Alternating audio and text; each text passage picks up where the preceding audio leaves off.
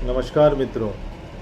कल आप लोगों से चर्चा हो रही थी कि मनुष्यों को एक बहुत ही बड़ा भ्रम हो जाता है। वह यह है कि मैं हूँ, मैं यह शरीर हूँ और मैं यह मन हूँ। यह जो मान्यता मनुष्य बना लेते हैं, जो कि बहुत ही घातक और परमात्मा से दूर करने वाली मान्यता है। यह परमात्मा से दूर होना शुरू होने का प्रथम चरण है या प्रथम स्टेप है। इस मान्यता के बने रहने से ही धीरे धीरे हम परमात्मा से दूर होते चले जाते हैं। पर दूर होना यह भी एक भ्रम ही है, क्योंकि परमात्मा से वास्तव में दूर हुआ नहीं जा सकता। परमात्मा से तो हम हमेशा जुड़े ही रहते हैं, क्योंकि जैसे जल के बिना मछली नहीं रह सकती, वैसे ही चेतना के बगैर हम निर्जीव या जड़वत या पार्थिव हो जाएंगे। इसलिए भगवान चेतना के रूप में हमसे हमेशा जुड़ा ही रहता है, बस हम ही उसकी अनदेखी करते रहते हैं। और वह अनदेखी भी इस वजह से होती है क्योंकि हम यह मान लेते हैं कि मैं परमात्मा से अलग एक यूनिट हूँ। आपका यह सोचना कि मैं हूँ और परमात्मा से आपका अलग होना या बँटना शुरू हो जाता है, यह मान्यता ही रहती है।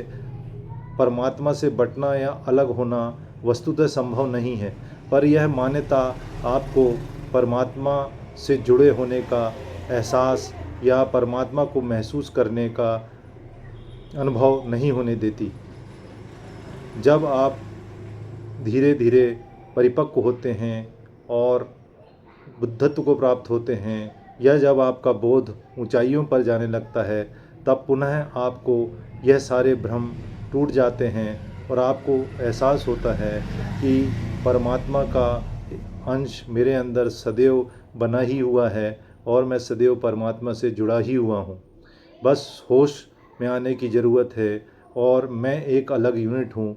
यह भ्रम आपका टूट जाता है, बिखर जाता है और आप बोध को प्राप्त हो जाते हैं। मैं हूँ यह खतरनाक इसलिए है क्योंकि परमात्मा से अलग होने की प्रक्रिया शुरू होने में यह प्रथम चरण का काम करता है। यह भ्रम टूटते ही आप परमात्मा से एकत्व को देख लेते हैं। आप समष्टि से अलग हटकर व्यष्टि की ओर चल पड़ते हैं। आप व्यक्तिगत रूप से अपनी सत्ता को मानने लगते हैं, जबकि परमात्मा की सत्ता सर्वव्याप्त है। वह सभी लोगों में जुड़ा हुआ है, सभी लोगों में बना हुआ है।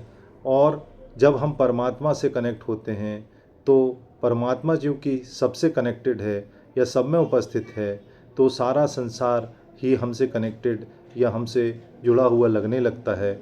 और इसलिए जब व्यक्ति इस बोध को प्राप्त होता है तो वह न केवल स्वयं का सम्मान करता है, अपितु पूरे सृष्टि का भी सम्मान और प्रेम करना शुरू कर देता है, क्योंकि उसे अपने में और परमात्मा में या दूसरों में कोई भी भेद या बटा हुआपन नज़र नहीं आता।